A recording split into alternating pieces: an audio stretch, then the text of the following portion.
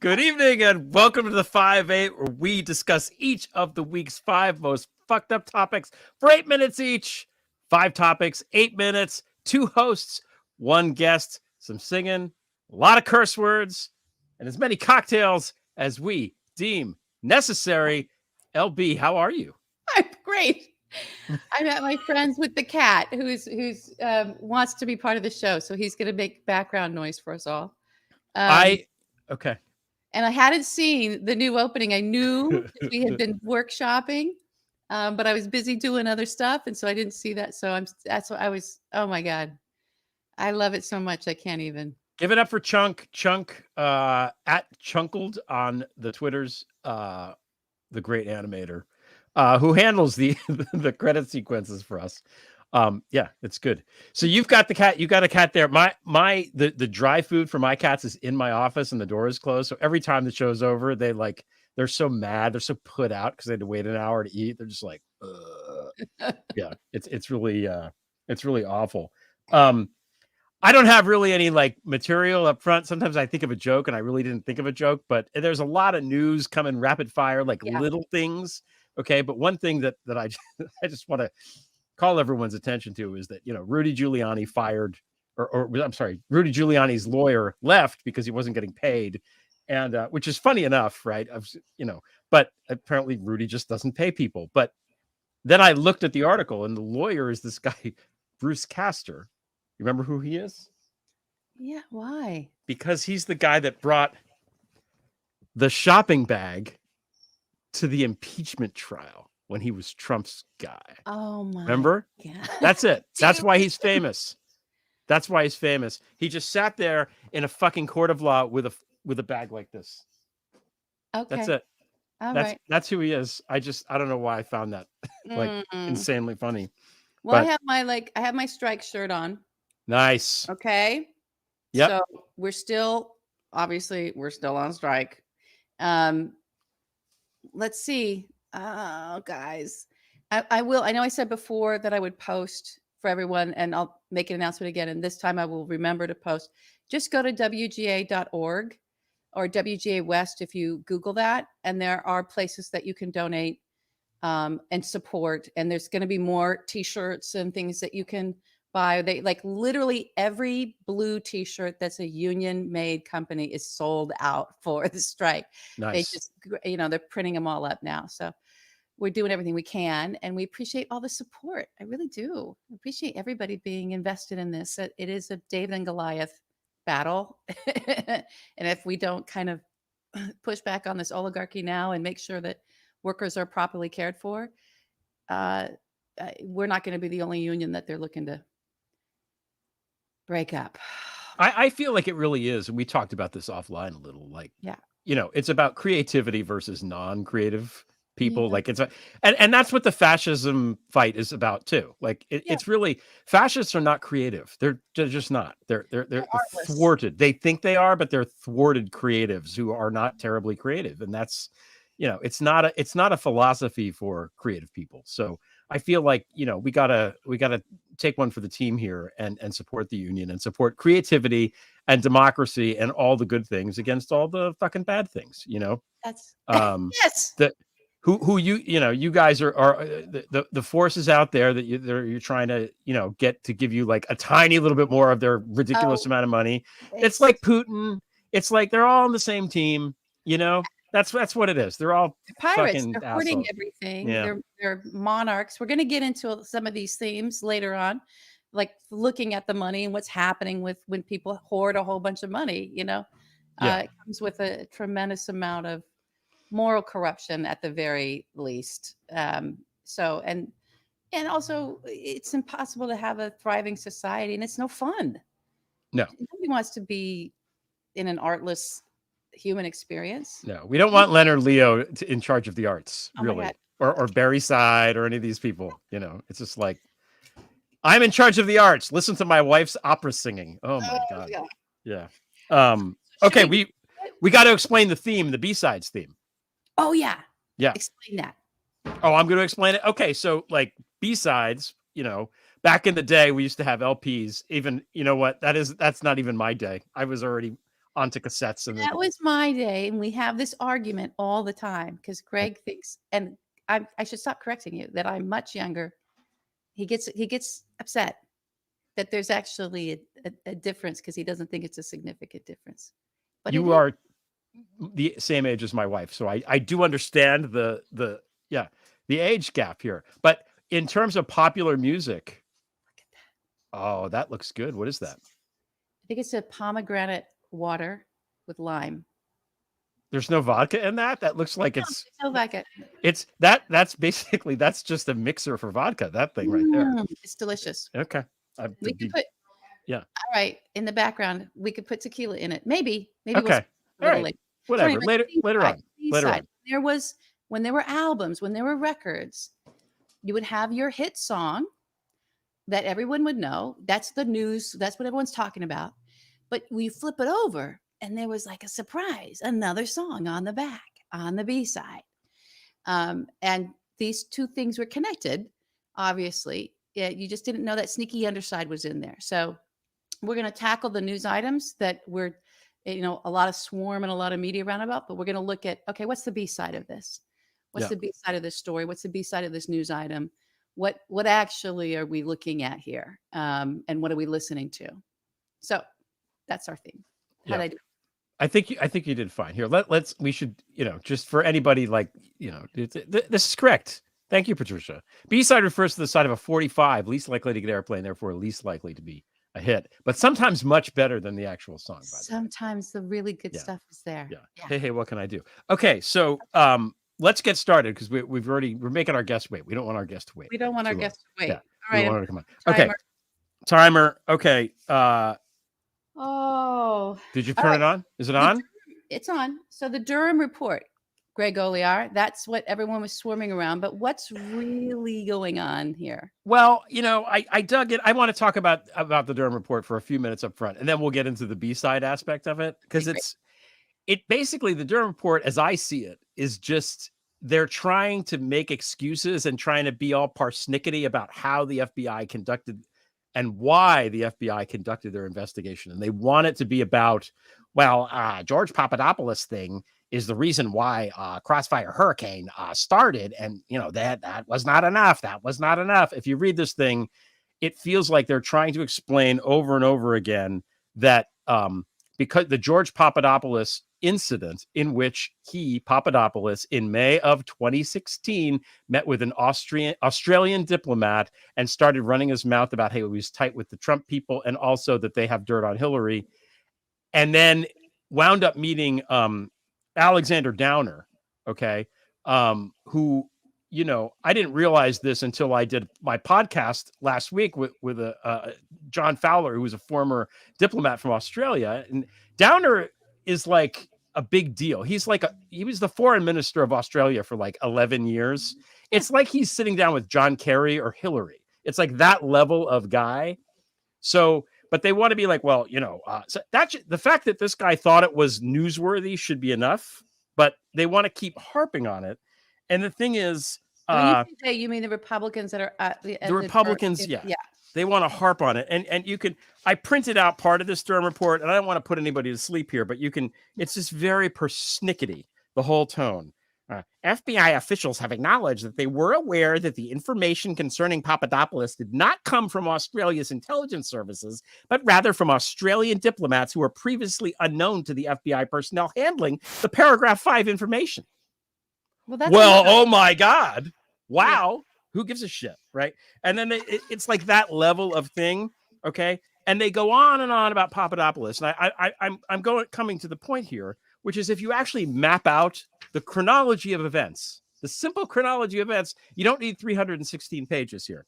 Okay, May 6th, George Papadopoulos meets with the first Australian diplomat. May 10th, he meets with Alexander Downer for a second meeting, running his mouth, okay? July 22nd, WikiLeaks releases the emails, Assange practicing. Papadopoulos was talking about. Yeah, sure seemed that way. And this is like Russian shit, sorry, but the guy's a cutout for He's not a journalist. It's not whistleblower. He's a fucking Anyway, May I make a point right here, just a pin? please do. You know who knows that WikiLeaks is a Russian intelligence services cutout more than most people? The fucking FBI. Oh wow. You don't Maybe think? they know. Okay. Maybe there's a counterintelligence division in the FBI, and they know where the spies are for the people that are our Maybe, adversaries. just maybe. It's a shocking thing to wrap one's mind around, but I would surmise that. July 22nd is WikiLeaks releases all this shit. July 26th, 4 days later, there's the cable from Australia containing paragraph 5. It sounds like a movie. It's an AI written movie. Paragraph 5, rated R. Which says basically, hey, we met with this Papadopoulos guy and he was saying weird shit about information being dumped. And, information just got dumped. So we didn't think it was important until the WikiLeaks thing happened. But here you go. July 27th. Services broadcast it out. What happened on July 27th? Go for it. Russia, if you're listening. Okay. That's the day after the cable. And then July 31st, Crossfire Hurricane is opened by Pete Strzok. The director of counterintelligence at the FBI. So but they want you to think, Durham wants you to think that it was all because of Papadopoulos. No, it's contextual. And that there's no evidence at all that anything unseemly is happening. And it's like, dude, did you not read the chronology? You really think the FBI is going to sit on this? And so what if they do a full investigation instead of a preliminary one? What's the worst thing that can happen? They discover that this fucking guy that they know is a Russian asset criminal is in cahoots with the Russians. That's bad. We should, there are some things that we should err on the side of, holy shit, the house is on fire. And I think, the presidency falling in the hands of Donald Trump is one of those things. So the FBI, not because he's a racist or a blah-blah-ist or a da-da-da-ist or a disgusting human being or da-da-da-da-da-da, possibly because, and there's quite a bit of reporting now on this to shore it up, but I can tell you inside of our intelligence services, quite possibly they understood that Donald Trump, since the early 1980s to mid 1980s, had been a useful idiot, tool, and then let's say he's a working asset for Russian intelligence service, for the Kremlin at that time, which was the Soviet Union, which stayed in, became the FSB. This is the thing that no one wants to talk about, and why I think we got to flip to the B side of what is really going on here. Why there had to be, why assistant, coach Jim Jordan had to launch, a subcommittee. He subbed it up to dirty up the discourse around whether or not an investigation into Donald Trump's connection to Russian intelligence services might have had some merit to it. What are they so afraid of there? And where are they pulling these guys? So let's talk about that. Let's talk about whistleblowers. Oh, yeah. Whistleblowers. Yeah. Jim Jordan, by the way, the subcommittee, putting the sub in subcommittee, that Jim Jordan, just he's the Renfield of the whole operation, isn't he? Yes, he really is. Yeah. Yeah. Mm-hmm. He's Guillermo on What We Do in the Shadows, but not pleasant and funny. Yeah. Oh. Not everyone's going to get that reference, but so what did he do, Greg? What did he do this week that we all watched? What's on the B side of this Durham report, which has all just been about to disprove, investigate the investigators and disprove the Russia, blah, blah, blah. He had these FBI guys who were let go from the FBI because they're fucking traitors, testify. And, what came out during the testimony, as I saw it, is that they're fucking traitors. I mean, if you're taking money from Kash Patel, I don't know, that maybe you're, and then you go and criticize other people of lack of objectivity. I mean, come on. Yeah. Well, what did we learn about them? So they had their security clearances taken away, which is you're fired. That's it. You're out. They're not whistleblowers. They're aggrieved former employees that got kicked out because they were involved in, there was insubordination. There was one guy that didn't want to go on a a SWAT, for an arrest, associated with somebody connected to January 6th. The guy that was actually putting bear spray into the face of police officers, and like literally brought chemical warfare into the Capitol Hill and aimed it at police officers, and was known to have a cache of weapons in his home. And so the FBI was like, you know what, when we go to arrest this guy, maybe we should kind of arm up a little bit. Maybe we should be a little careful, because he's actually attacked law enforcement quite directly. And that's why we're coming and getting him. And this guy was like, yeah, no, he's a patriot. Nah, I'm not doing that. I'm not going. So he's insubordinate. These are people who, these are FBI agents who are part and parcel of January 6th in terms of being sympathetic to the insurrectionists, to people to the point where they won't go arrest them. Yeah. To the point where they won't do their job. Yeah. And then what are they going to do? They're going to turn around and go on RT. Again, I say this, if you're in the FBI, maybe you know that RT as a station has been sanctioned for FARA, or whatever they did with it. They put the FARA, they violated FARA. They need to register FARA because it's a foreign adversary propaganda machine. So it can't necessarily work in the airways of the United States unless they register FARA in the federal database, or it's a crime. You would think an FBI agent might be aware of these laws and these rules, and that he's on the airwaves of a nation state adversary that was involved in the whole goddamn thing to begin with. These are the people. These are the whistleblowers. Let me also tell you something. Every single division of intelligence has a whistleblowing channel, especially the NSA, everybody.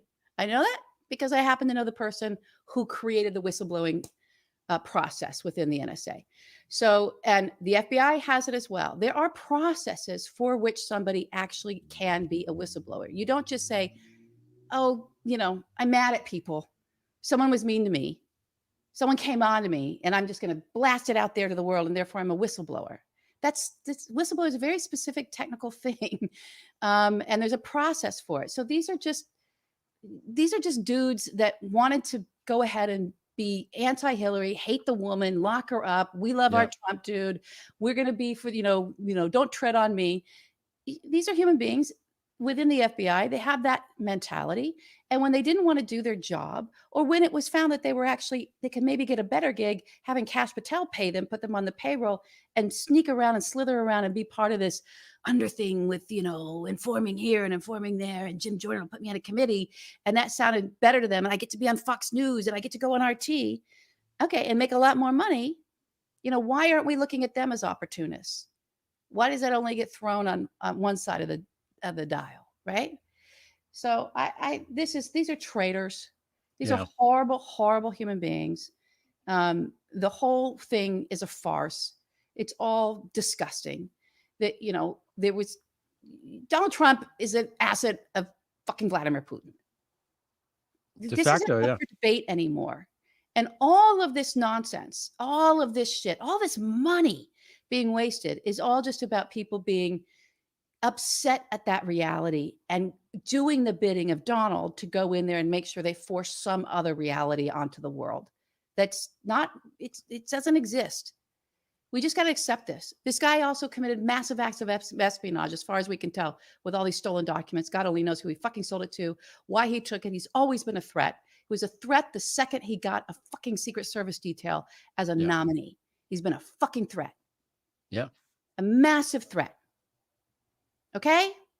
End of story.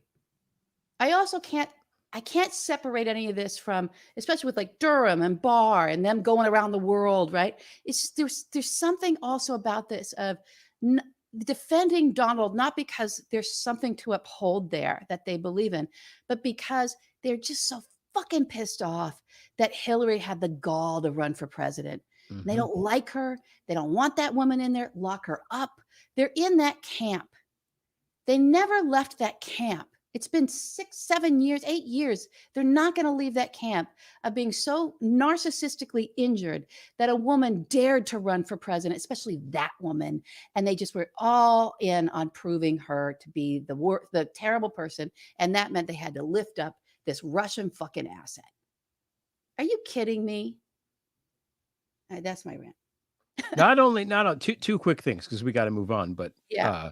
Hillary's not just anybody. Hillary is by far, by leaps and bounds, the most qualified person to ever run for president. Yeah. Period. Full stop. Yeah. She just is. And, to sort of scoff at that CV is insane. And the other piece here, they like to bring up, the deep state is trying to, all these forces in the FBI are against Trump and da da da. Unfortunately, I don't know if you're living in the same reality that I'm living in, but I seem to recall Trump being president and winning the election of 2016. So, if the deep state is so powerful, why the fuck did he win?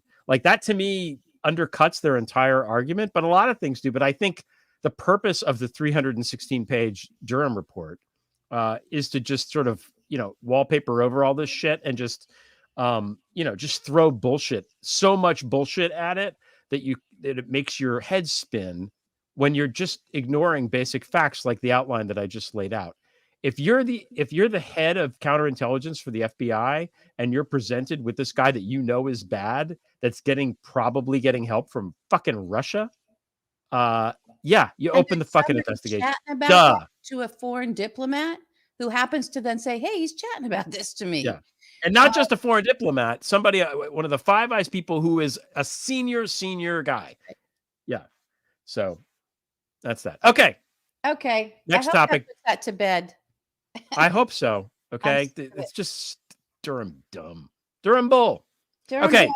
All right. We went way long on that. We did. I'm sorry. That's all right. Okay. We're going to follow the money on this next one. Yeah.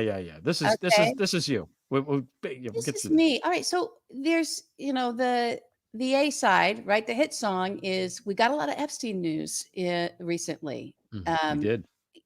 Look, every day Epstein is trending on Twitter, and as someone who dug into that guy's laundromat years and years ago, I can't engage in all of it because, again, it's about outrage. It's about, I don't know, whatever, it's so clear who and what this guy was and what he was up to and how corrupt the whole thing is. And to just keep spinning it around is like the hit song that you did, what shouldn't have been a hit. And it was awful. And can we just stop listening to this? Because everybody's still focused on the narrative around Epstein of, that QAnon got, formed around, but it was really just like, this is, there's a handful of people who are trafficking the children and they control the world. And I'm not saying that there's not something to some of that. I'm just saying, not to be conspiracy theorists. It's not about that. It's that there's always been another story. Yeah. There's always been in my mind, a more important story than that gives the context to why there was he had this trafficking operation going on. And we're finally getting to that. So the news that's coming out is that we've got Deutsche Bank that went ahead and just paid the victims because there's this U.S. Virgin Islands case, right? And the victims are gonna get compensated. Well, why would these big banks need to compensate victims for tens of millions of dollars because they were in business with Jeffrey Epstein if that business wasn't connected to the sex trafficking? So this is sort of the piece that I'm not hearing people connect because when you start talking about it, you almost gaslight yourself and say, oh my God, am I a QAnon person now? And I can see why media would pull back from that and you don't want to make big assumptions. But look, Deutsche Bank just said, give them 75 million and we're out. Like, we don't even want to explain how much money we were working with Jeffrey Epstein, how much of Jeffrey Epstein's money that he was managing came through this and where that money might have come from. They don't want it. So they did the smart thing. They said, here you go. How much do you want? This check. Okay. Okay, great. Stop talking about us. Right. JP Morgan has been a little bit trickier because they're trying to land it on this executive who is really close with Jeffrey, this guy, Just Daily and everything. But it's like, no. Your institution facilitated this. So what happened this week, as we all saw, is that Elon Musk got subpoenaed. No way. And he was subpoenaed for his work with Jeffrey Epstein and JP Morgan, right? And that subpoena came in to Tesla. Didn't get delivered to him at his home outside of his business. It's connected to the business of Tesla and the money, quite possibly, the money around Tesla getting formed, or maybe some big round of capital that came in. Jeffrey was involved in that, is what it looks like in terms of this court case and the subpoena. We'll have to see. All of that will come out. So the B side of this that I want to get into is just reminding everybody what that stuff was that I was involved in digging up back in 2017, 2018. And it's so much of it is on there on Twitter. There was one thread I did, I think it took me to like 2019 to like get people's brains to grasp it. So there was a thread there about Ace Greenberg. But as we all remember, Jeffrey got his start. He was Dalton School professor, supposed to be this genius. He's not. He was from Coney Island. He's a Goomba. He's like just a mob rat, right? So he ends up with this job teaching. Nobody knows how or why he got it. It seems like he was, and there's all this. Did Bill Barr's dad hire him? I don't know. Whatever. You can go down that rabbit hole. It doesn't matter. What happened there was something with Ace Greenberg's kid. Now, who Ace Greenberg was, Alan Greenberg, he was the CEO of Bear Stearns. And this is back in the 80s, late 70s, 80s. All right. And so he notices Jeffrey, who knows if Jeffrey blackmailed him. We don't know what happened, but Ace lifts him out of being this sort of teacher at this private school that doesn't have a degree to do that to begin with, and gives him an executive level position at Bear Stearns and a big wealth management account to manage. And the account he was handed to manage was Edgar Bronfman. Was the Bronfmans, Sam Bronfman, Edgar Bronfman, the girls with the Knicks. This was Jeffrey's, one of his big clients. Then he ran into some problems. Was doing things that weren't great. SEC's kind of clamping down. There were a couple of violations. Ace wanted to defend him. Eventually, he had to let Jeffrey go. That was in, I believe, 1981. And the whole thing was, get rid of Jeffrey. He's no longer connected to Bear Stearns. Now, Ace Greenberg had a partner, his COO at the time, who gave him the nickname Ace because they'd known each other through school and everything, is a guy by the name of Alvin Einbender. And Alvin Einbender started for Bear Stearns the offshore, the down in the Caribbean, the offshore network of accounts and banking, offshore banking for Bear Stearns. And lo and behold, what do you know? Jeffrey Epstein went down there. These are his mentors. He went and worked. He was still connected to Bear Stearns executives. They're all in his offshore network. It's liquid funding is one of the key ones that you can look at. I've got them all associated in there. I retweeted some of it just now so you guys could go into those old threads. But you can see it plain as day. It's right there. So he was still working with Bear Stearns when he was supposedly not to be working with Bear Stearns. They just hid it in the Offshore Market Act. Okay? Through those offshores, that is when, if you go into the work of Wayne Barrett on Donald Trump, that is where Jeffrey and Donald cross. They cross through Ace Greenberg. Okay? They cross through Bear Stearns because Ace was doing all of this very shady kind of financing of Trump's casinos, very risky stuff that you can't believe that the head of Bear Stearns was sticking his neck out and doing these. It's almost like the default swaps. It's a little bit more sophisticated than that. But if you think of the Deutsche Bank default swaps, you kind of understand that. That's the level of shit with bonds that Greenberg and Einenberger were doing for Donald Trump to get his casinos funded in Atlantic City. So, and it was coming through these offshores, which we now know Jeffrey was down there. So what I want everyone to, the point of all this is to look at these core relationships around Jeffrey of these big people that everyone keeps, looking at, oh, was the girls trafficked and all of that? Yeah, well, maybe. But there's usually a financial relationship, a symbiosis underneath there for how to push money through offshore networks that Jeffrey helped people facilitate. Now we move on to Prince Andrew. So Prince Andrew, for the first 10, 11 years of this century, I think it was 2000, 2001, it might've been 99. He took a job on as Minister of Foreign Money Transactions. I don't know, some kind of fucking thing for the monarch, right? For his mother at the time. Now all this is set up. It's for the queen, for the king. And there was a lot of flight capital moving out of the former Soviet stands, right? So Azerbaijan, and then the stands, Tajikistan, all this, Kazakhstan. And all we can kind of gather from looking at the laundromat, and most of this going through the island of Jersey. Shout out to Stuart Sevray. This is remember, everybody, if you can remember, that the Jersey, Guernsey, these are crown dependencies. They're not part of the United Kingdom. They're actual territories that belong to the monarchy. So I call them the Queen's wallet, now the King's wallet. It's hard to kind of prove all that, but they serve no other purpose. And the main business there that is, especially in Jersey, is offshore banking. So they bring in all kinds of capital. You're not bound by any laws. There's no sort of regulations. There's no looking at where this money came from, looking at how this money was made. There's none of that. It just gets washed through Jersey, facilitated by all these sort of middlemen and all these people who end up also being, guess what, the prosecutors and the judges. And they're like, everybody who's in charge of law enforcement there also has their hand in the till of the main business of Jersey, which is laundering money. That had always been set up as a structure because it's an offshore place. But the thing to remember about it is when Andrew came in, it all exploded.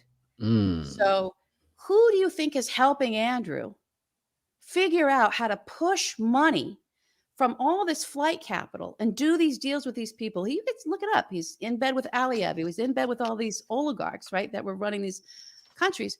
Who do you think is right there by Andrew's side saying, this is how you do it, dude. Let me help you with this?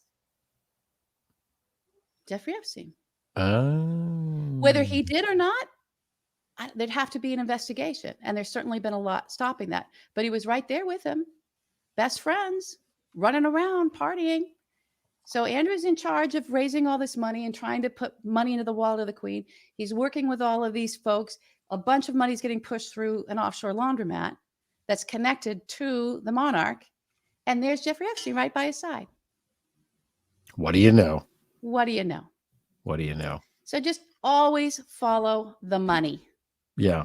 Lots and lots of fucking money Always in this case. About the money. Yeah. Always. Quick thing about Ace Greenberg.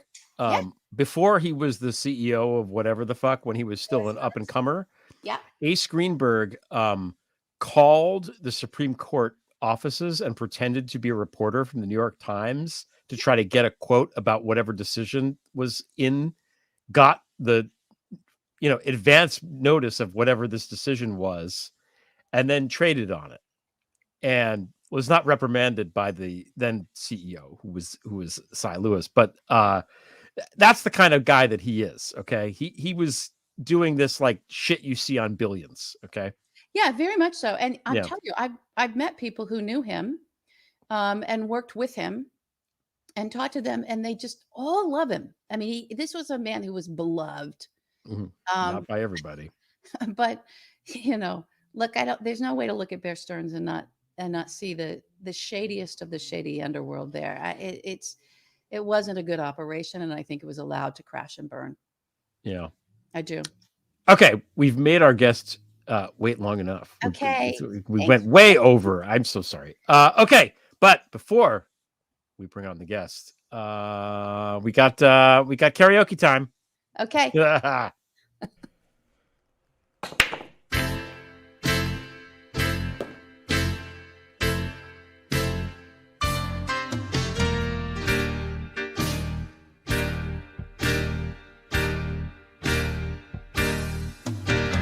Wake up, she lies through her veneers. Clarence gives her cover, and that's why she's cavalier. She'd kill the rule of law for Donald Trump. She's everywhere like an Hermes scarf, Forrest Gump. The Clarence alumni muck up the works. She's got them all in her grasp.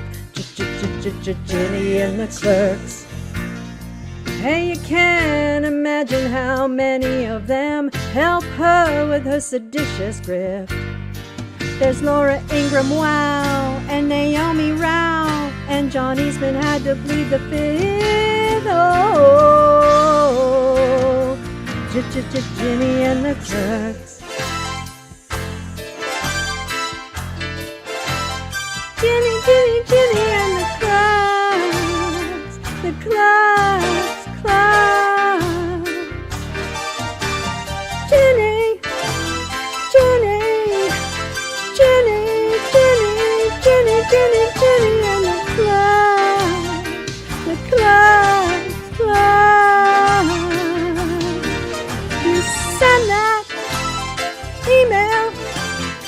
schedule that Zoom. Ginny and the clerks.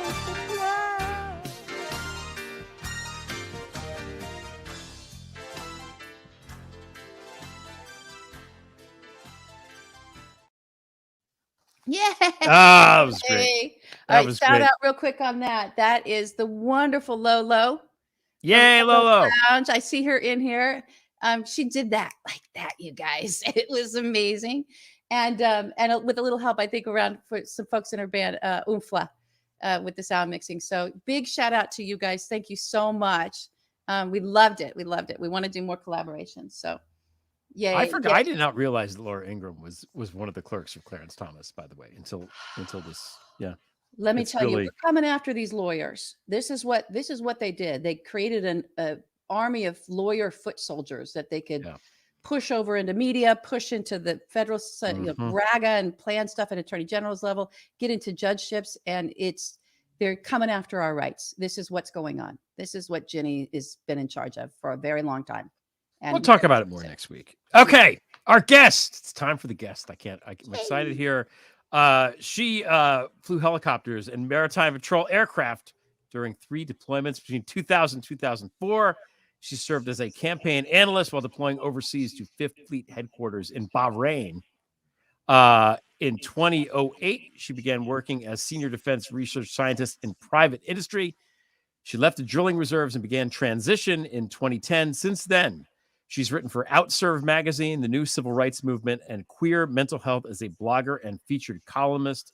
She's the author of American Fascism, How the GOP is Subverting Democracy, and is flat out one of my favorite, if not my favorite, threader on all of the Twitter. Brynn Tannehill, welcome Brynn back. How are you? Hey guys. Thanks for having me back. Yay. I'm so happy to be able to share screen with you this time. It's so nice. Same here. All right, so we talked for like way too long. So do you have any thoughts about the topics already covered? Because we'd love to hear your insight on that. So just 2 quick things on the Durham report. One, it's a nothing burger. The overall conclusion is this is one man's opinion that it should have been initiated as a preliminary investigation instead of an investigation. That's legal that's a judgment call, right? Mm-hmm. So that's 360 pages for an opinion that the FBI should have done things via a different pathway, and that there are some administrative processes within the government that need to be streamlined and clarified. Wow. Oh my God. Can you believe it? It only took 4 years to figure out that government processes might need to be a little more streamlined or better defined. Really? You know, the two cases he brought both resulted in acquittals. But it doesn't matter. It's going to be a conspiracy theory like everything else. It's one step above Comet Ping Pong Pizza. Yes. You know, in terms of conspiracy theories, there was an investigation, and you know, you've got one side of the GOP saying, "Oh, it proves that there was all this nefarious activity," and other science being a little bit more reality based, but not by much, saying, well, they didn't find anything, but they should have. That just shows how deep the deep state goes. And yeah, we're going to get them. We're going to destroy the FBI when we take power. And, you know, it doesn't need to be consistent. It doesn't need to be logical. It just is. And it needs to keep people angry. And that's kind of my overall take on, It's a good on, take. on the Durham report. And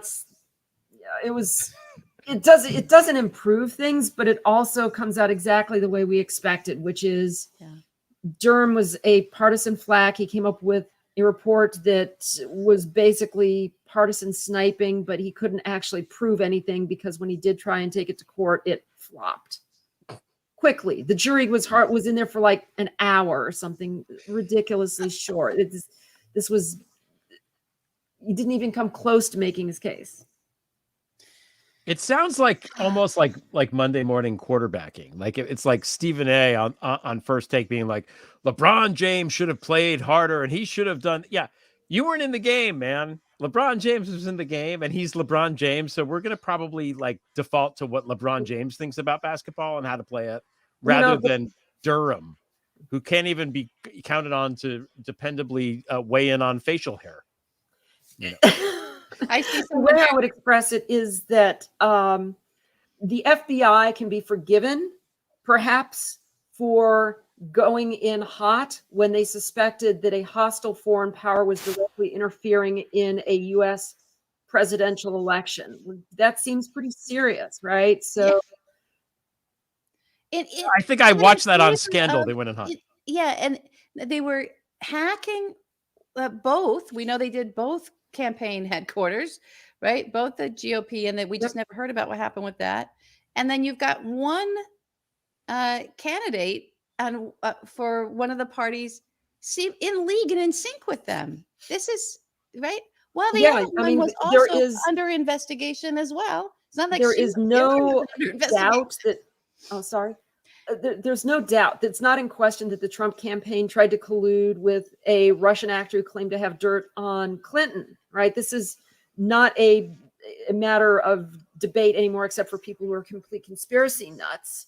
And the explanation that I've seen for why Trump's campaign wasn't prosecuted was they concluded that a jury could be convinced that they were too stupid and ignorant to convince a jury that basically you couldn't convince a jury that these people knew that what they were doing is wrong because they were just that ignorant and dumb. Yeah.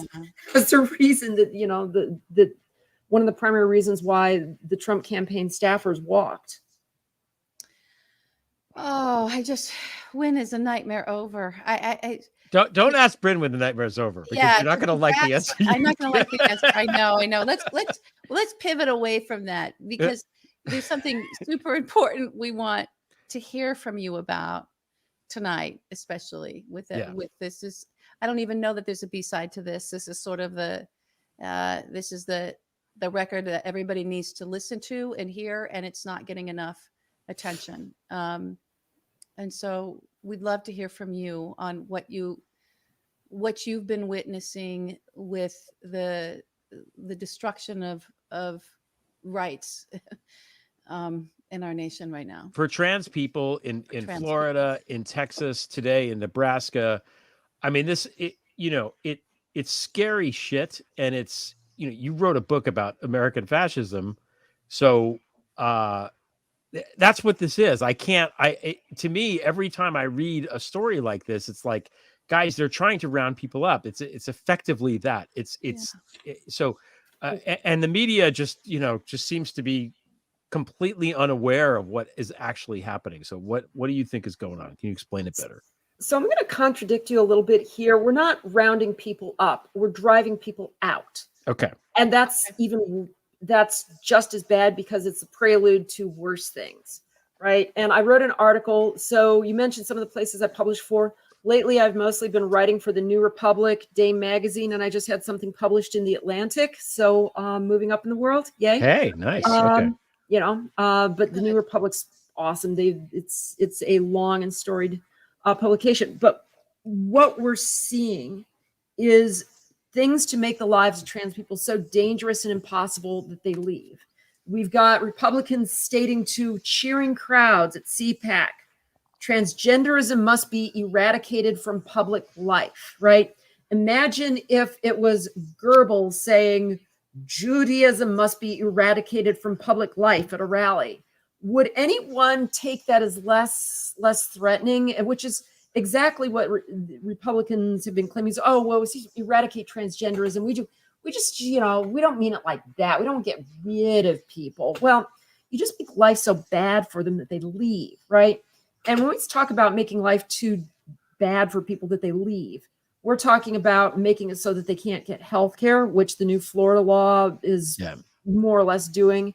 We're seeing it eradicating access to care in Tennessee and Oklahoma. We're seeing it for almost all trans youth now we're up to 19 states, right? And they're almost identical to the states banning abortion care. We're seeing drag bans, which are so broad and overly vague that a trans person playing chess in the park with two other people watching as a drag performer, or going to, the Dallas Symphony Orchestra. If the third clarinetist is trans, that's technically a drag show and obscene, right? And they could be playing freaking Tchaikovsky, but still, because they don't want trans people to be able to perform, go in public, use bathrooms, and if you can't use any bathrooms, try going in public. Not really doable. They filed bills. They're banned from athletics. They're banned. They're talking about pushing them out of government agencies if they work for the government by enforcing sex-based dress codes, which runs completely counter to the rulings by SCOTUS and Bostock, Zard, and Harris, but they want to revisit that. They want to push them out of the military again. You know, and the goal is to get trans people to leave. And they are leaving. And what people forget is that between 1933 and the Wannsee Conference of January 1942, the goal of Germany was to get Jews to leave, right? Yeah. People forget that after that, they worked with Jewish organizations in 33 and 34 to help Jews liquidate their possessions and move to Palestine. They forget that on Kristallnacht, when they rounded up 30,000 Jewish men, they released all of them within a month or two, but they had to sign contracts that they would leave Germany and never come back. And when you look at trans people complaining, one of the most common responses, well, then leave. If you don't like it here, leave. And this is, we are entering a phase where trans people, if they wish to survive, either go back in the closet, never come out, or leave, right? And the goal is to eradicate transgenderism for public life. And we're not we're not at 1942, but we're in the phase where they are using the full force of the government to scare people badly enough that they recognize that they cannot live here anymore and they must go. They must liquidate their assets, whether they have a job or not, and go. Or if their parents are trans youth. And one of the scariest things is in Florida, if you have a trans kid and you affirm them in any way, they are going to take them away from you. I can't. If you, and here it gets worse. If you have a custody dispute in California and the non-supportive parent takes the kid, kidnaps them, takes them to Florida, Florida will not honor court mandated custody agreements from other states if the kid could get could be a recipient of health care if they're trans. Right. This is legalized kidnapping and taking of children, either by the state or by non-supportive parents. And this is going to end up in front of SCOTUS because you're going to have California saying, extradite this person for kidnapping, and Florida saying, no, we're not going to do it. Make us. Right. Yeah. And no matter who loses at SCOTUS, they're going to be pissed off. But here's the thing. Is I don't have a lot of faith in SCOTUS right now. I don't know about you, but yeah, it's bleak there until we expand that shit.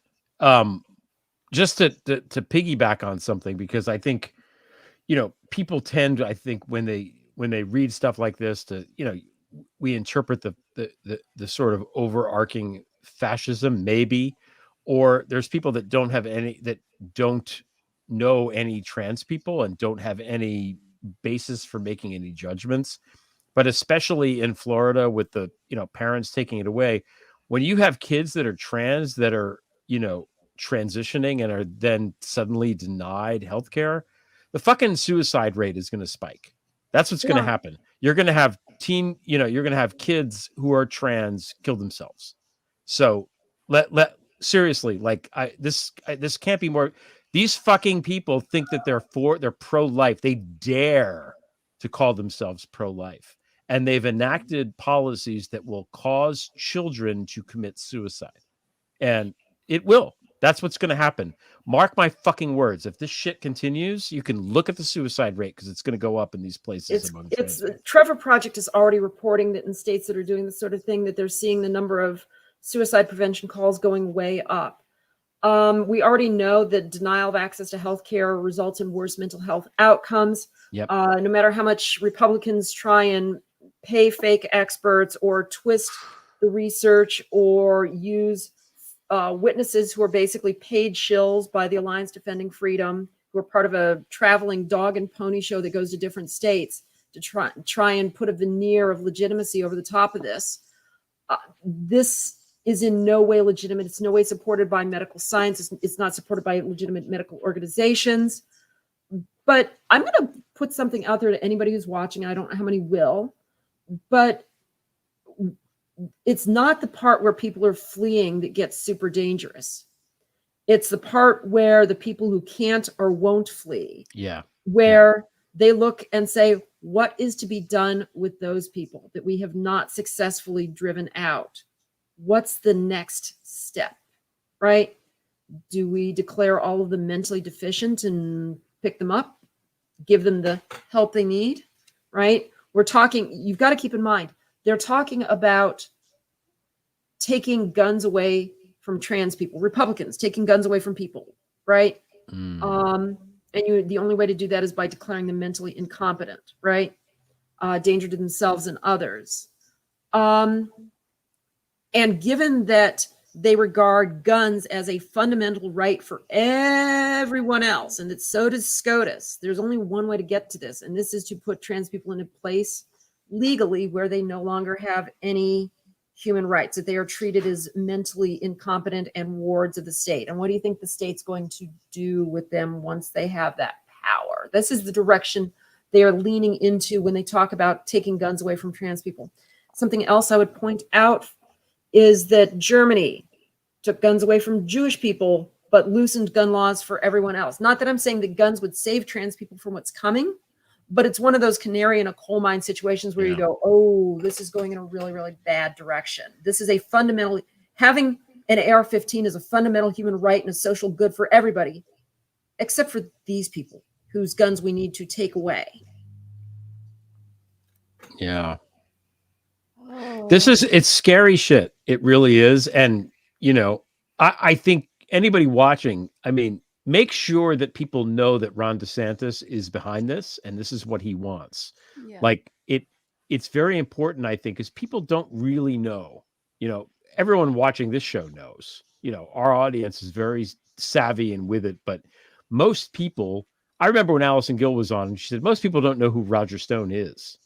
But most people don't really understand what's going on here. And that's what's going on here.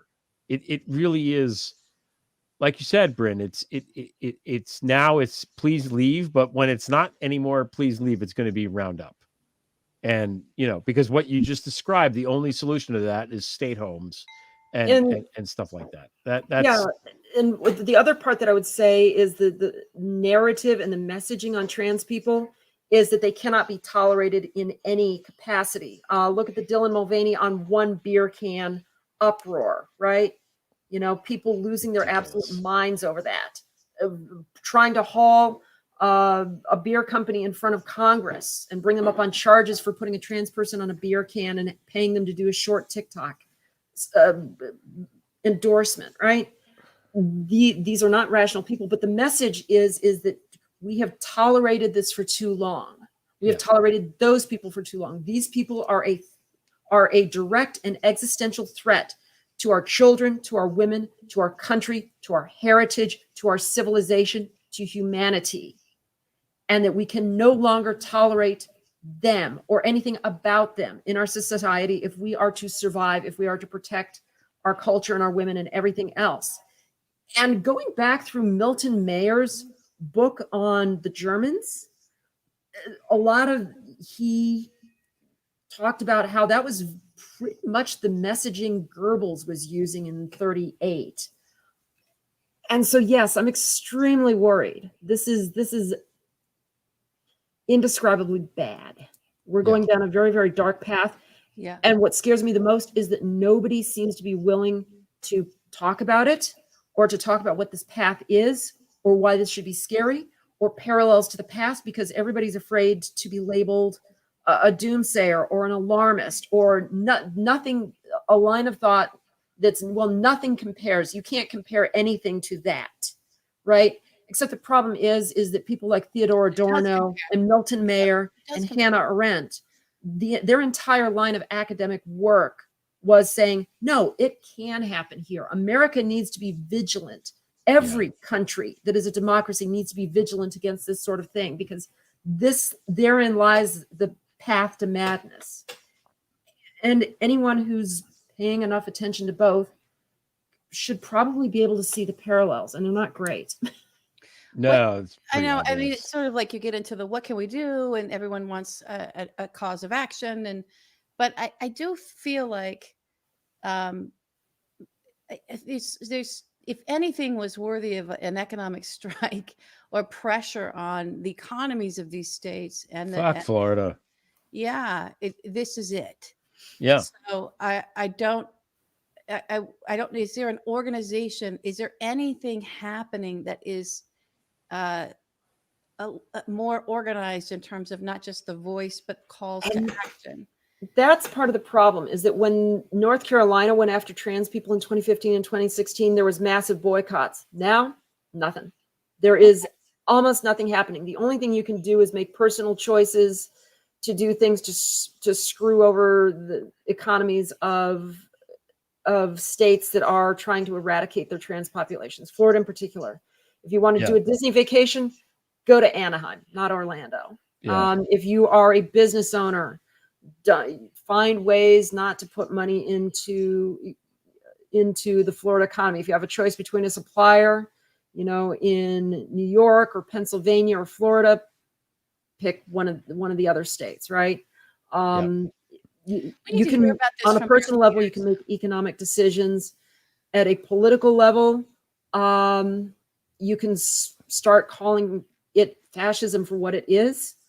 And I think that's journalists need to stop both siding this. This is not a both sides. This is a group of people that are fleeing en masse on one side, and a group of other people that are passing laws to eradicate the people who are fleeing.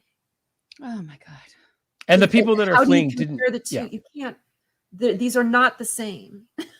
We should also add, I have to add here, this is not, trans people are the most, especially trans kids, are the most vulnerable population in the United States. They just are. So going to war against them is the ultimate bullying. It's just, that's it. If we can't, as a society, protect our most vulnerable populations, what the fuck are we even doing? 2 words: Sandy Hook. Well, yeah. We don't. We just no. We don't care. We don't fucking care. But it's not that we don't care. Most people, most Americans do want gun regulations. It's just this fucking stranglehold that these fascists have on shit. I don't know. I'm sorry this is so grim, but no, it's you going gotta down. say it. It's You gotta say it. And it's important to, it has to be talked about. We just have the discussion has to be. I think we're going to be able to pull some clips from what you just shared, especially about the guns and the guns' rights, and taking the gun away. What are you going to do? And then the rounding up I do think that I've, unfortunately for myself, when I was doing looking into and a lot of research into what was then the far right and now is just regular Republicanism, the channels and in the 4chans and everything, and sort of looking what this extremists were saying. And that is their salient argument for why the Second Amendment exists, is they're the ones who continually evoked at that time, and I'm sure still to this day, I just don't watch them like I did, that what happened in Germany and that the guns were taken, and this is what, that's their core argument of why we should have guns, because that's what's going to keep us from turning into Germany. And yet I think this is the group that you press on of like, okay, well then let the trans folks keep their guns. What about that? If they had self-awareness, if they were capable of rational thought, if they weren't consumed with hatred. And if I could fly. And that would work on though. If a frog had wings, he wouldn't bump his ass when he hopped. Yeah. Unfortunately, when you ask the same kinds of people that you're, going into their forums, is, well, what should be done about trans people? The answer is kill them. I know. And that's and it's not. I think that if you're watching this and you don't know any trans people, and it just hasn't, your life hasn't intersected this at all, the way to think about it is, I think, the way that trans people are being treated now is like the way gay people were being treated like 75 years ago. So however you think people should have acted then about gay people is the way you should be acting right now about trans people, which is protect always. Protect the vulnerable always, and let people be who they want to be. It's not the fucking job of the state. It's not the job of Leonard Leo and Clarence Thomas and Ron fucking DeSantis and his idiot wife to determine, you know, what people want to be and who they are. That's not how it works. You know, and I appreciate the societal attitudes towards trans people after this relentless assault by the right. It's clearly coordinated. We have internal documents that have been taken from right-wing politicians and published that have come from right-wing organizations. It's a coordinated attempt to smear trans people into the ground and ruin and undercut their public support, which the polling data says, yeah, it's kind of working. Yeah. But unlike gay people 70 years ago, Yeah. this is going to be one of the top 2 or 3 campaign issues. Nobody ran on a platform of eradicate That's right. homosexuals in 1948, right? This year, we're going to see one of the 2 major parties run, which has huge institutional and inherent advantages due to the Electoral College and the Senate, running on we will protect America by eradicating trans people or transgenderism as their platform. It's a party that has a pretty good lockhold on a radicalization machine towards pushing people into violence. Yeah. So we've already seen bloodshed. We're going to see more of it. And I don't know what to do other than to keep putting that at the feet of the politicians who are cynically. It's so cynical. This is so cynical. You know, I get, my brain starts to I just can't believe I'm living through this. I just can't believe it's fucking crazy. It really is. It's a deliberately manufactured moral panic. Yeah. Right. And it's every bit as dumb as Dungeons and Dragons is going to lead to, you know, satanic beings rising out of Yellowstone Park and eating America. Right. Or it's I mean, to be fair, though, in 1987, that did happen. Yeah. OK. You know, that's because my fighter Ronson died in a campaign trying to kill some goblins. You know, this is the stuff that happened. We have to interject some levity here. You know, we have to try to. And I think, yeah. I know that your Dungeons and Dragons campaign got postponed this week, so you could be on the show, and we appreciate that. So shout out to sacrifices we have to make. Shout out to the other people in the campaign there who you know, forsook their Dungeons and Dragons Jones tonight so that you could join us. We appreciate it. Yeah. I think we could talk about this all night, and we're going to keep talking about it, Bryn. And I think we've been and we will. We're just going to keep talking. We're just never going to stop talking about this. This is a. I don't know how we would. So we'll keep checking in with you on this. Okay. And I'll stick around with y'all, and I'm looking forward to hearing from the other guests. No, this is it. No, you're the only guest. Oh, I'm the only guest. Yeah, that's what I said. The first show you were on, it was weird because she wasn't there. I wasn't. So I had more guests, but that's not usually how it is. Oh, I thought you know we had. Now you're the centerpiece. Yeah, this is it. No. Okay. Yeah, it's not Carson. You know, this is not how it flies. It's. All right. I'm putting the timer on us, right? Bryn, you're sticking around. We're gonna hit everybody up and remind them where to find you and all of that. But let's get to another topic, if that's okay with everyone. Yeah, we're gonna. Yeah, you want to do this guy? You want to start with this guy with Rudy? Yeah. Do you know the song? Do you know Rudy? I messaged you. Do you know that song? I don't know that song. No. Oh, it's such a good song. Just Google it when we're done. It's okay. Rudy, a message. I can't do it, but it's a fantastic song. It's like a ska. It's ska. Okay. Okay. It's a ska song, kind of. It's great. It's a wonderful song, and completely this asshole is undeserving of it. The A side of Rudy is that he got sued, and speaking of horrible things, you can't read the lawsuit if you're a survivor. Like, it's so traumatizing and triggering that it's fucking brutal to get through those pages. So, you know, we can't make fun as much as I want to make fun of Rudy here. I can't. This is first of all, the woman who did the complaining, much younger. Yeah, there's Bryn's Twitter. Thank you, True Player. She's a MAGA. She's one of these young MAGA women who are all in on Trump is great and da da da. So Rudy hires her. Her name, I believe, is Noelle Dunphy, and horrible shit happens. Like, he won't pay her. He's like, it's textbook sexual harassment. He's forcing her into sex acts while he's on the phone. It's so fucking awful.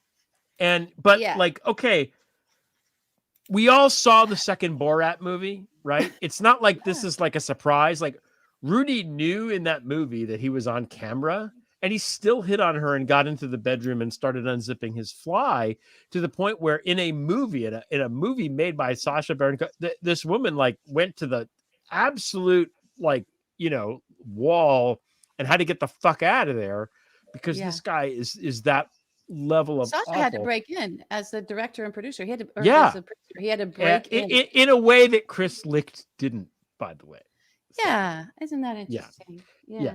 But isn't this a long fall from America's mayor in just 20 years? Oh, he was never. That was such bullshit. He was always bad. He was fucking monetizing that shit before the. That Rudy as somehow a good guy is one of the greatest ops in of the 21st century. I'm not denying. I'm just saying. No, I know. Like, wow. You're right. Like, no, have you ever seen somebody's reputation crater this hard since like Jared Fogle?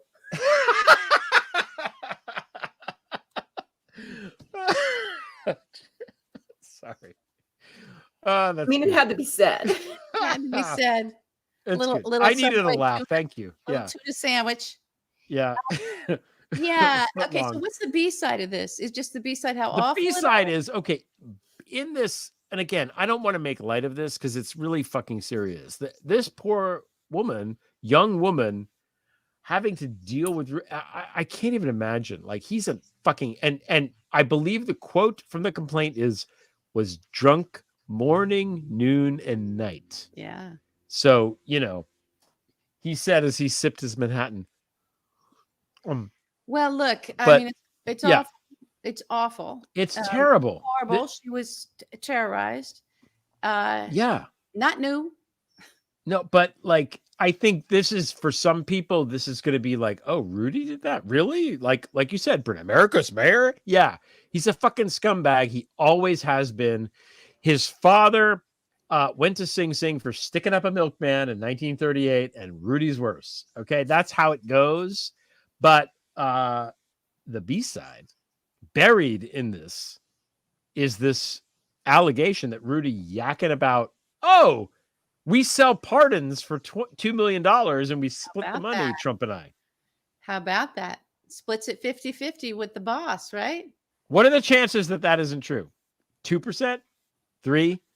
Maybe it's 60-40 and he was exaggerating. It was 50-50. So the only thing we don't know is if he successfully made a sale. Right? He could have been trying to sell it. He was definitely, making the attempt. Whether he actually got anybody to, buy, Well, we know that Jared and Dershowitz did succeed with a lot of pardons. We don't know if money was exchanged for that. He was in the shower dealing with pardons on J6. He was in the shower dealing with pardons on January 6th. He couldn't be bothered. But I do want to remind everyone that, the other sort of beauty of this is, if you look back at the commission trial, which was Rudy's big claim to fame, right? Where he's has the FBI working with him with SDNY, wiring up the meeting places of both mafia bosses and their lieutenants and their earners, right? That the structure of the relationship between a boss and an earner, a lieutenant, that came out in that commission trial and also was all known sort of across the board, was a 50-50 split. So if you're going out and you're earning, you're going and grabbing a $2 million deal, you're going to have to give 50% to your boss. You don't do that, you end up jigged into the concrete on the fucking bridge, that's getting built. Like this is so what I think is also important is, and Bryn, I don't know if you know this about me, but I do study organized crime, is that if you're looking at it from an organized crime perspective, this is just a classic structure of an earner. Rudy was out there earning for Donald. That's what he was doing. And in exchange, this sort of attorney-client relationship, just because the guy had it where he's not being paid, that also is a classic structure in organized crime. We're not going to pay you, but you're our attorney, so we have privilege. So none of our communications about the rackets we're running come under any kind of legal scrutiny, or the prosecutors can't, of course they can punch holes in all of this, but you have to do things like get people on tape, get their emails and their communications, like what this young woman has turned over and become part of a lawsuit. Now you've got an actual paper trail of evidence. You have this sort of second set of books, so to speak, on the communications between the attorney, right? The Roy Cohn. Oh my God, that this man is like Donald Roy Cohn is so, with his Viagra smoothies and his like bourbon that goes, all day long, and his cigars and his stupid, friends, from Ukraine and Slovakia with their, weirdo shirts with Lev Parnas.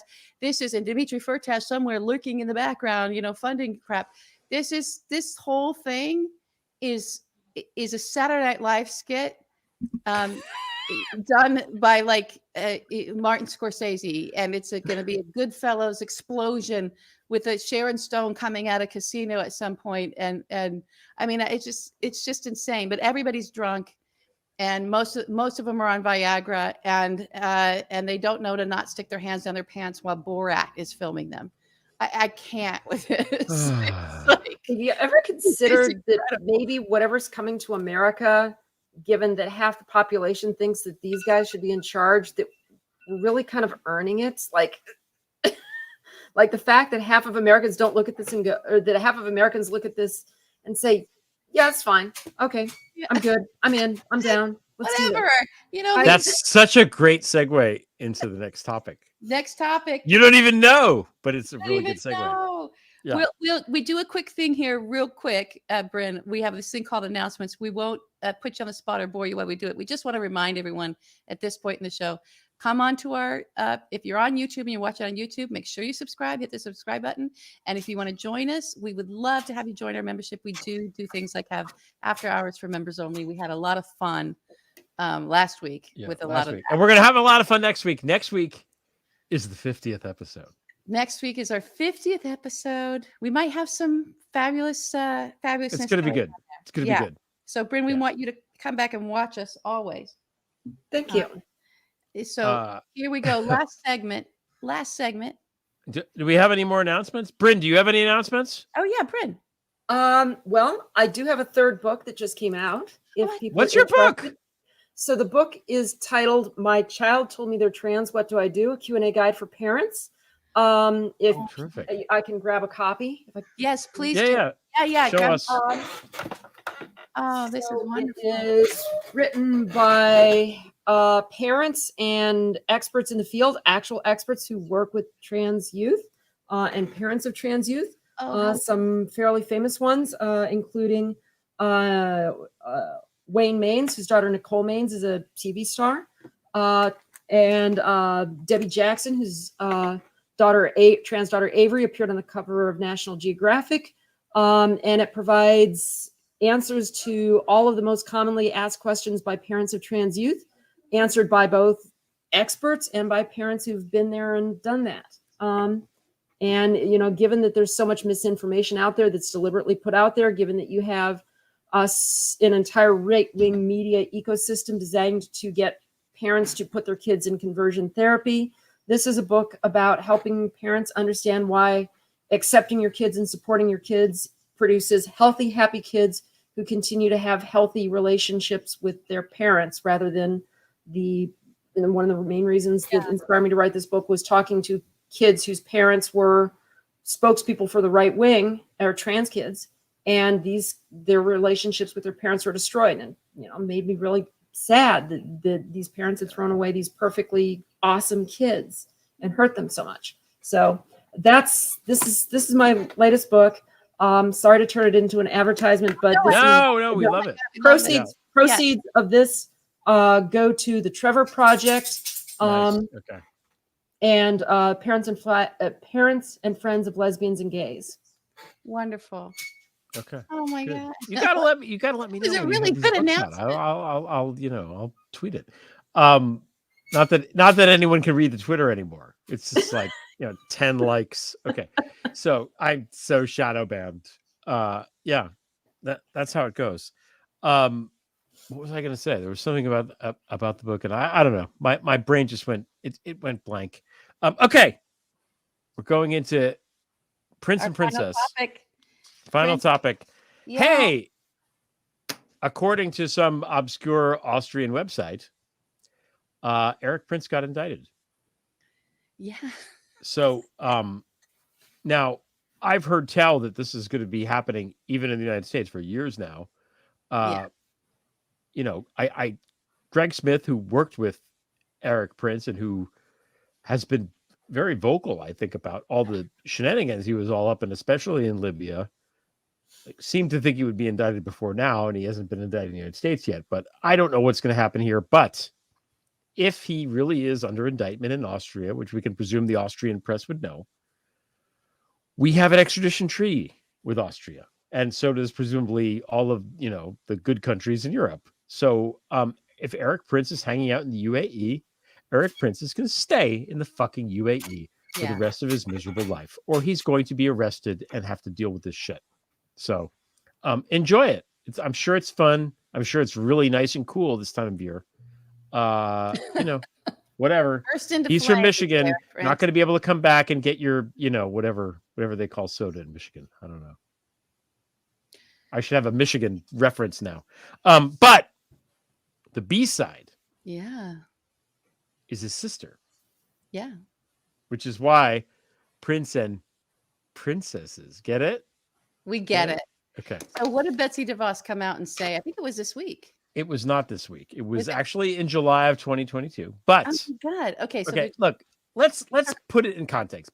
These are the really fucking rich people who made their money doing like multi-level marketing. I thought you were going to tell me that somebody dropped a house on her or something. Maybe she fell between her two yachts. Alas, no. We have no. Well, okay. So what I have it. Yeah, go ahead. Okay. So remember Betsy DeVos when Trump was first sworn in, he was like, wait, what's Betsy again? Education? Okay. He just did what he was told here. Okay. Betsy DeVos, because again, these are crazy religious people. This is from July 16th, 2022 in the Florida Phoenix by Laura Castles. I'm reading now, okay? Former U.S. Secretary of Education, Jesus fucking Christ. I'm going to editorialize as I read. You'll be able to tell, I think, what's me and what's the okay. Appointed by former President Donald Trump, told conservative activists in Tampa Saturday that the federal education department, which she once headed, should be abolished, leaving education decisions to state and local boards. Yeah. I personally think the Department of Education should not exist, said DeVos, author of a recent book called Hostages No More. We must do a book report on Hostages No More, I think. Okay. And a keynote speaker at the Moms for Liberty Summit. Members of the audience leapt to their feet, cheering and applauding. DeVos is one of the prominent Republicans featured at the 3-day summit in Tampa, which provided training to members from 30 states on how to create conservative majorities on their local school boards in what they call a parental rights movement, but it's really just fucking fascism. Okay, I'm not going to read the whole thing, but okay, so that's one. That's A. Betsy DeVos, former Department of Education head, saying, I don't even think this should exist. I mean, I don't even know what the equivalent of that is. It's like Bryn being like, I don't think the Navy should exist, except you weren't in charge of the entire Navy. Just part. Yeah. The Space Force you might have an argument. Yeah, certainly that terrible show. Okay. Now we move to a website called Government Executive. This is by Eric Katz, also in July of 2022. Just to put this all in context for people, if Trump is reelected, this is the headline, his aides are planning to purge the civil service. Former aides close to Trump are working to revive and expand his signature proposal to upend the federal civil service, according to a new report, and are working in conjunction with the former commander-in-chief to quickly purge thousands of federal employees if he were to return to office. The plan, as detailed to Axios and confirmed by government executive, would bring back Schedule F, F as in fuckhead. A workforce that isn't part of the article. Fuckhead. I made that up. Okay. Just in case it wasn't clear. Okay. A workforce initiative Trump pushed in the 11th hour of his term to politicize the federal bureaucracy. The former officials and current confidants are, through a network of Trump-loyal think tanks and public policy organizations, creating lists of names to supplant existing civil servants. They have identified 50,000 current employees that could be dismissed under the new authority they seek to create, and on it goes. And then, this is important, the former Trump administration officials envision quickly shifting many employees under the new classification, making those positions eligible for quick hiring and firing without the normal protections afforded to civil servants. The new flexibility would allow a future Trump administration to get rid of any employees it deems as standing in the way of implementing its ridiculous agenda and replace them with stupid loyalists. Yeah. It literally takes 5 minutes to reissue it.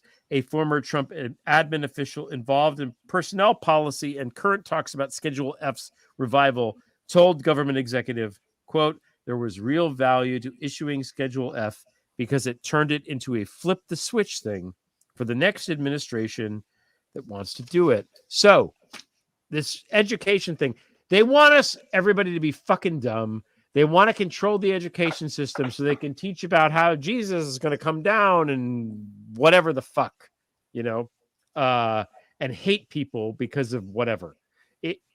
This is really, really dangerous. This is what Betsy DeVos wants. And again, if Trump is elected, this is the kind of fuckery that we can expect. It's just, it's going to further erode what's already kind of a declining, in my opinion, education system. Well, here's the thing is, I'm going to interject here. One of the Please things do. I would expect to see is, think of the FDA, right?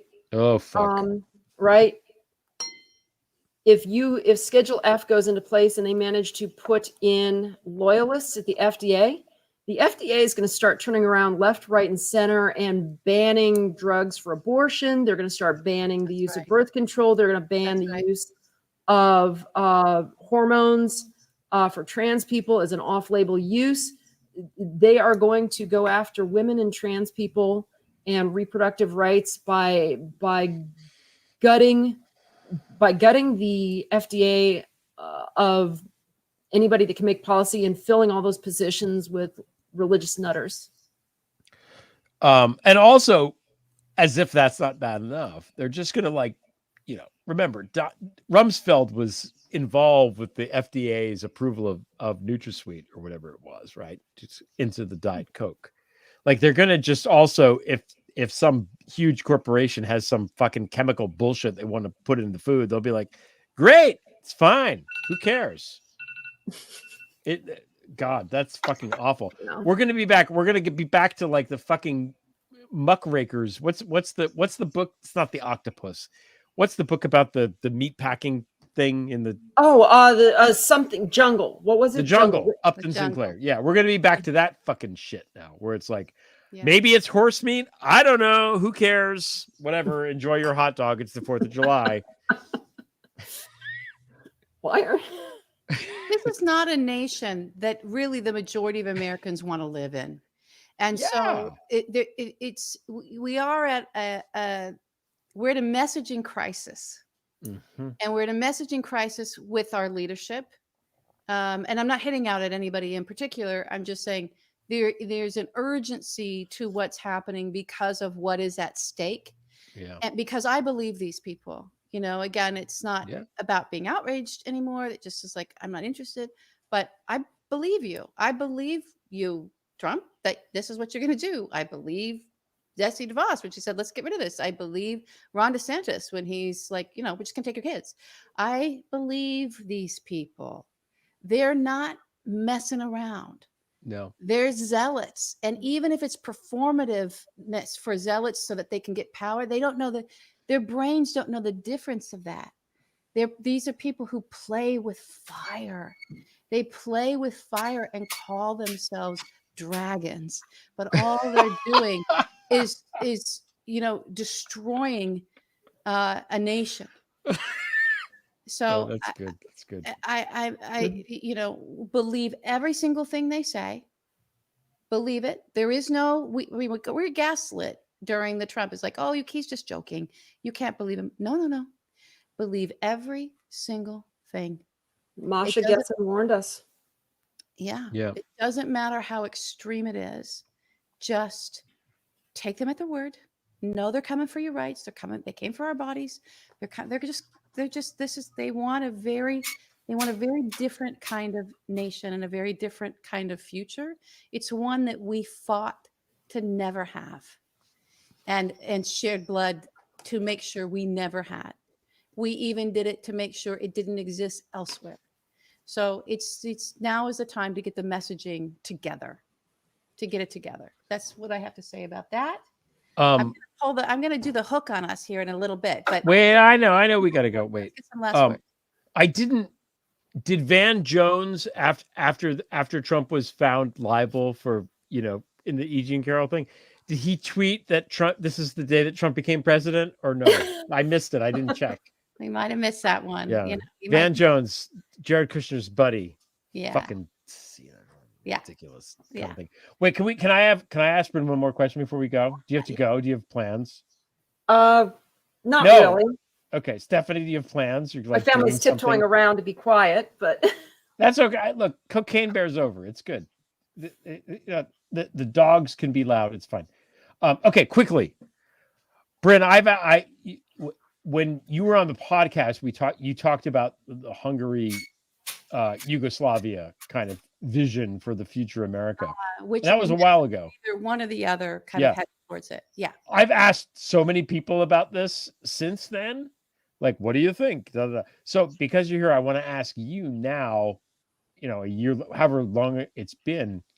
And just to summarize, Hungary means a democracy in name only, where one party effectively rules anything through coercion of the courts and the voting system.